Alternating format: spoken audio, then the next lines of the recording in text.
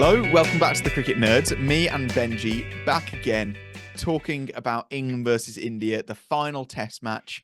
And if you're an England fan, look away. If you're an India fan, switch on and subscribe. I mean, you should both subscribe, really, but it is not happy viewing for any England fans out there. They are getting absolutely schooled in how to play positive, aggressive, attacking cricket by India. India, they bowled England out for 218, and then making it look like an absolutely dynamite pitch that was doing all sorts, and then proceed to put on 135 runs for only the loss of 1 wicket, and even that was Yashasvi Jaiswal running past one off Shoaib Bashir's bowling. So it is it's looking bleak for England, but let's dive into it. Let's dissect the details of what happened today. The only good batter for England today was Zack Crawley. Yes. And Benj, I'm going to ask you about how you thought he played, but I want to first of all talk about how he got out, because I've got to say that was one of the greatest deliveries I've ever seen Kuldeep Yadav play. And we'll touch on Kuldeep Yadav a little bit more later. But just saying that Crawley, it was an absolute Jaffa that got him out. But how do you think he played? What did you think of him in general this tour? Crawley has been great this tour. I think if you look at his stats, I think he's England's top run scorer, or it may all be. Yeah, he is England's top. I would have thought so. He's the second highest run scorer in the series with 407 runs. Obviously, Yashasvi Jaiswal's up there with 712, so we won't talk about that too much. We will later on. But Crawley has batted really well. I think the one thing for Zack Crawley is I think this is the fourth 50 he's made during this tour. And it's just like one of those 50s he could have converted into a century, because he looked good a lot of the time. I think gone are the days of Crawley doubting, right? Like, for a long time, Crawley's position was really under scrutiny, and he's got through that period, and now where would England be without Zack Crawley? That is, I mean, if we were saying that a year ago, even 2 years ago, where would England be without Zack Crawley? I'd never have thought that those words would have come off this podcast, especially the way that James used to talk about him. But yeah, he's been fantastic. He's showed intent, and yeah, scored runs, and it's been refreshing to see an opening partnership always get off to a good start. And then I think Ben Duckett's been great as well. I think he was a bit unlucky today. He's batted well against spin, and I mean, it was a really good catch by Shubman Gill. So it was a good piece of work to get rid of him. And yeah, as we said, the real story of the bowling innings was Kuldeep Yadav, because he was absolutely phenomenal today. But yeah, I think England's openers look good. The issue really has been with that engine room with England. It was a story of yet another England middle order collapse, with Root, Bairstow, and Stokes all not really doing very well. What do you think the three of them could do differently, that middle order? Oh, I mean, I'm even going to include Ollie Pope in that, because he's somebody that, if he hasn't scored, at least 45 runs, he's looked awful. Yeah, I don't think I've ever seen a player look either as bad or as good as Ollie Pope in this tour. But that middle order, there are just so many things that are left to be desired. Johnny Bairstow in his 100th test match, obviously going for the aggressive route this time, but I think it was just a bit too much. It was almost at the point of just trying to slash at it. And I think he's not trusting his game right now. That's pretty clear to see, trying to hit himself into form. Joe Root seems he seems to be getting just, I'm not. It's hard to say. It's really difficult to actually diagnose what's going on with Root Mm, because it's almost just you could summarize it with he keeps on getting out early, and they're not the most deadly deliveries that keep on getting Root out. They're relatively standard. I think he's I don't know if he's overthinking it against the spin and against Bumrah. I don't know if that's what's going on in general, but that's it's been a little bit of an issue with him. Ben Stokes keeps on getting trapped in the crease very early, and it's a recurring theme every single time. He just keeps on going back to them. They keeps on getting him out. It's it's bad. It's really bad from Stokes. He's playing an out and out batter's role. But it's almost like Owen Morgan towards the latter stage of his white ball career. He's actually a specialist captain in this tour. And then Ben Foakes, still with that inability to rotate the strike with the tail, still with that inability to hit out. You wonder what his role is if he's not going to be closer to that top order. yeah.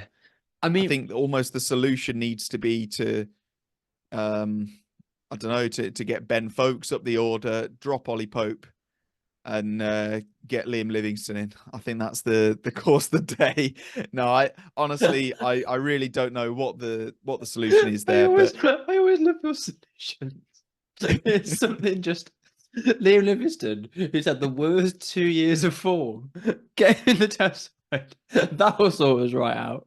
yeah, that'll fix all our problems. No, honestly, I'm obviously joking there, but um, I think Ben Foakes needs to be batting higher up if he's going to have any sort of impact, just because of the way he plays. Yeah, Um, he's such a good keeper that I still think he should be played, but that engine room is not working at the moment. And I throw out any suggestions that you've got. I don't know. yeah. I mean, I feel like Ben Foakes at test level, I don't see him as a number five. Like, yeah, he could go in there and play a longer innings, but really, you wouldn't want him up any higher than five. Like, you wouldn't have him in at four. So, I'd put him in at 3, honestly. I mean, why would you put him in at three? He's I got decent technique. well, he has, but he's not got that staying power. Is a thing. I think with folks today, he looked pretty good. Like he played a bit of a slow period before the tea break, and the first ball after tea, he slog swept it for four. And the way that he got out today was unfortunate. I don't know if you saw it, but he went for the sweep off Ashwin, didn't quite get it, and the ball rolled back onto his stumps. So it was unfortunate for the man. He'd played a couple of questionable looking sweep shots, which with Ben Foakes, he has been the player that has the lowest percentage of sweep shots in this New England setup, because he does like to play straight. So I don't know what it was about Ben Foakes today, having not played the sweep shot the whole time and then suddenly pulling it out and getting out because he played a bit of a rogue one. Interesting choices, but yeah, really, the crime for England has been that middle order. Like, if one of a Root or a Bairstow or a Pope stays for a bit longer after losing a couple of early wickets, then it's a whole different story. And really, India showed us how to do that today. I think in India's first innings, then when they got to bat, I mean, Yashasvi Jaiswal took Shoaib Bashir for 18 runs in Bashir's first innings today. He hit him for 3 sixes, really turning on that aggression. And Sharma and Gill pretty much did the same thing. They were just batting positively and aggressively, but they weren't playing risky shots and giving away their wicket. They were playing, that Indian style with a very straight bat, and then playing the big shot when it's safe to do so. I think Jaiswal eventually, his luck ran out and he missed one, and you don't want to go missing one when Foakes is behind the wicket because the bells will be off quicker than a flash. But yeah, I think all round the batting really has been what has let England down. Like, I think the bowling's not been too bad considering it's been a bit of a inexperienced bowling attack. It has been that batting, and what it has been, it's been the lack of players going on to make a score. Like, we've seen so many like 20s and 30s, and then a few 50s, but then the 50s don't become, the 20s and 30s don't become 50s, and the 50s don't become 70, 80, and the hundreds don't become big hundreds. That's really been the issue for England. And like, yeah, look, it's difficult to go and play in India for any touring side. And England has, to be fair to them, have stuck to their guns and have, played their game and have backed themselves and have backed their skills. And you have to sort of take your hats off to them, because it's a hard thing to do, right? Like, it will be a different story if they were playing like that on a, nibbling around pitch in June, because that's, the conditions that they're used to quite a lot of the time. So it's interesting. There's a lot of things to learn from. I think the disappointment has been, though, with that experienced middle order, Root, Bairstow and Stokes, who have played a few tours of India before already, so know what it's like. But yeah, so I'm just, I think I'm disappointed because of the opportunities that England find themselves in. They were 100 for one at one point. Then they lost Ollie Pope, quite a soft dismissal, and then the he was wheels come about a off. mile down the track when he got stumped. Yeah, exactly. And He'd come so far down. That's where the wheels come off. You find yourselves in a strong position like that, and that's where India capitalize. They are India found themselves 104 for one. Now they're 135 for one. Yeah. And I can't help but think that they're gonna push on and be 150 for one. And that's the way that they get these opportunities and they capitalize. And that's where England have fallen down this tour. And I think England should look back, be proud of some ways that they've played, but also they really do need to look back and be incredibly disappointed with the fact that they had the players, they had the situations, they got themselves into the positions, and they let themselves down quite badly. And from the fans' perspective, I think the fans need to just be impressed with what they've seen. But I think from an England point of view, they need to show the fans that they are disappointed with the way that they've played. They're not this. They need to show that they're not just arrogant. They don't care. They're playing the way they want to play. No, you've embarrassed yourselves by not performing to the ability that you can, and letting yourselves down in these positions where you're in so strong a situation. And that's going to be the letdown for England.